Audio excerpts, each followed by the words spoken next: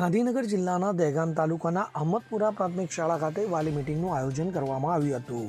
દહેગામ તાલુકાના અહમદપુરા પ્રાથમિક શાળા ખાતે શાળાના આચાર્ય દ્વારા વાલી મીટિંગનું આયોજન કરવામાં આવ્યું હતું, જેમાં શાળા વિકાસ યોજના, શૈક્ષણિક ગુણવત્તા સુધારા માટે કાર્યક્રમ આપવામાં આવ્યા હતા।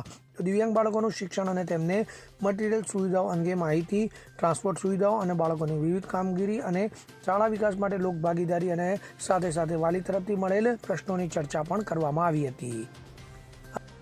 અગરસિંહ ચૌહાણ સાથે CN24 ન્યૂઝ, હરસોલી, દહેગામ। હવે જુઓ દેશ દુનિયાની તમામ ખબરો તમારી આંગળીના ટેરવે। ઉઠાવો મોબાઈલ અને Google Play Store પરથી ડાઉનલોડ કરો અમારી CN24 ન્યૂઝ મોબાઈલ એપ।